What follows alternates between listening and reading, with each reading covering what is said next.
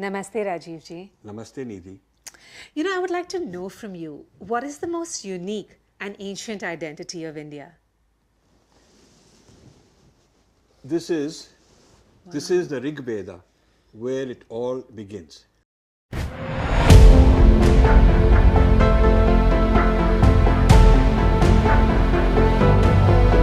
The most important term to understand about who we are is the term Sanatana Dharma. Sanatana means eternal, beginningless, endless. So it's not a particular event in history that we have to study. It's not that some particular thing happened in history and if it's falsified, then everything will fall apart. Now, we study about the great Indus civilization, but that's in time and place. It's in history. It's not eternal. So to understand Sanatana Dharma, one has to understand that the rishis, who are the exemplars that discovered it, it is the ancient rishis, the exemplars, who did enormous amounts of tapasya, and the Sanatana Dharma was revealed to them.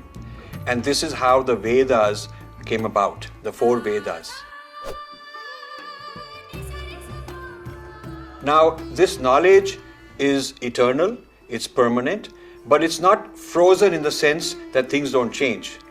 The other term we have is Smriti. So Shruti is the Sanatana Dharma, the Vedas, which are permanent, eternal.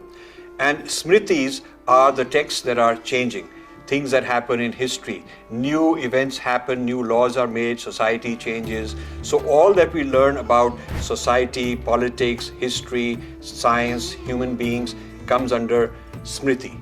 And all we know about the ultimate reality comes under Shruti. So this is an extraordinary feature about our tradition. It is neither something fixed in history, nor is it something that's so permanent that it cannot handle change and progress and research and new developments. The Hindu Dharma, which is the modern term for the Vedic tradition, is both permanent, eternal, has a solid foundation, and it's also constantly evolving, adapting with the newest things happening in time. So if somebody says that a particular tradition is no longer useful, no longer meaningful, well, we can create a new Smriti. There is no law against it. In fact, the people who wrote the ancient Smritis themselves said that these Smritis are for a certain time and a certain context, and every period of time, every location, every situation must develop its own Smritis. The rishis discovered something amazing. The entire cosmos is also present as every particle, every location in time and place. So the macro is also the same thing as the micro. The whole cosmos is present in our bodies, it's present externally in society, so there's a mirror effect.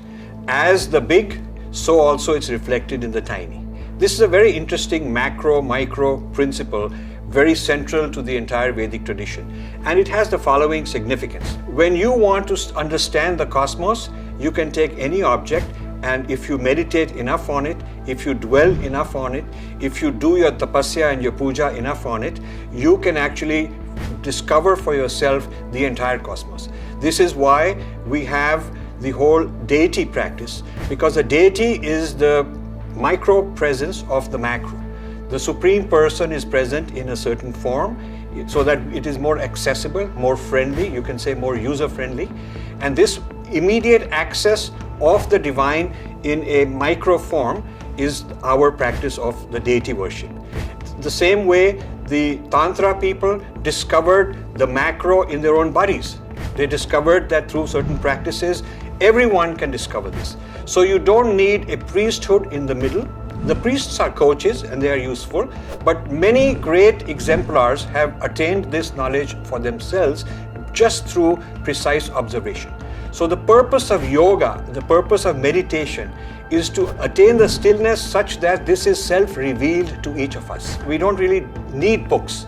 Books are nice. Shastras exist, they are the great texts. They are nice, they are very helpful. Teachers are very important, gurus are very important. But actually, if a person has none of these, and if all of these got destroyed for some reason, you can always rediscover the same truth, because this truth is present in every single particle, in every moment in time, in each one of us. And this presence of the Supreme in each one of us is what we also call Sachchidananda.